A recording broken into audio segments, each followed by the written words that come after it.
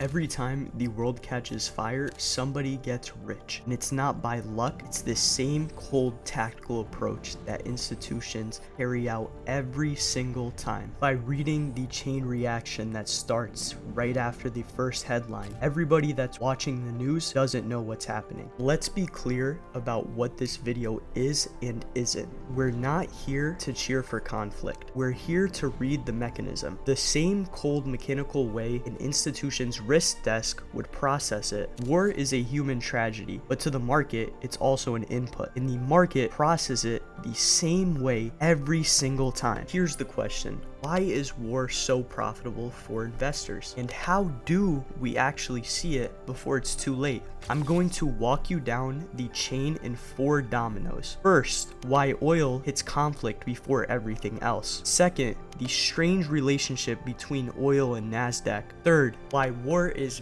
bearish in the short term but bullish in the long term, and which stocks flip the other way around. Fourth, I'm going to pull up the actual options data to show you a readable trade. Let's start at checkpoint 1. Here's a hard fact most traders need to internalize. Roughly a fifth of global oil comes from one narrow strip of water, and that's the Strait of Hormuz.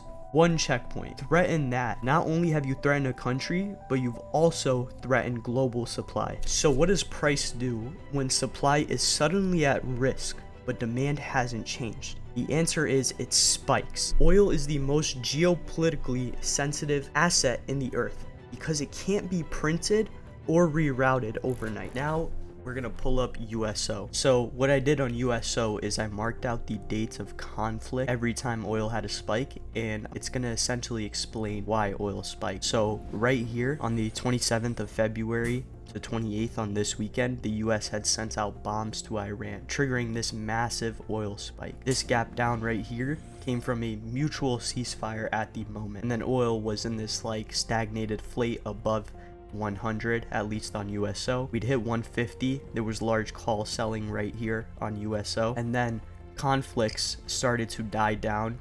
We didn't really see too much news off of this sell-off, and then conflicts resumed yet again at this low. There's no reason for you to be watching me trade and view the data when you could be doing it yourself through Convexity app. The $80 a month plan allows you to look at the same data as me, and the $200 a month plan is our quantitative framework for making this data much more tradable. This is why oil and NASDAQ are not always this correlated. Understand that oil and equities don't have a fixed relationship, and that's what almost everyone gets wrong. Correlation isn't a property of the two assets. It's a property of whatever is driving the move. In February and March, crude rose because there was a physical loss of supply with the barrels. That's a real supply shock and a cost increase for every company burning energy. Crude was up more than 35%, while the S&P bled 8% in that same month. Do you see the negative correlation there?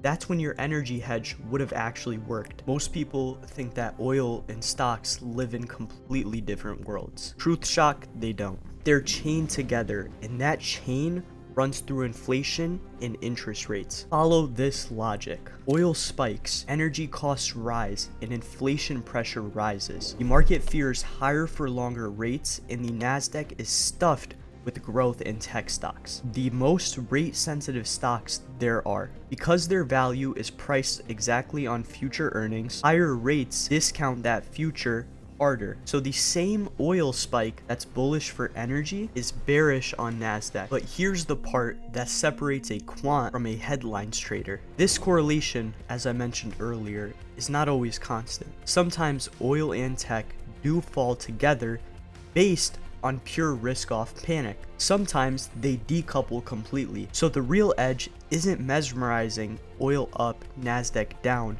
It's timing and classifying each regime. Doing this will allow you to know, am I risk-off for the day? Are both assets converging or diverging? Now, it will show you how to directly trade these assets, as well as other factors such as dollar, interest rates, bonds, all play massive factors into this, but we're just briefly covering oil and NASDAQ. Now, options data.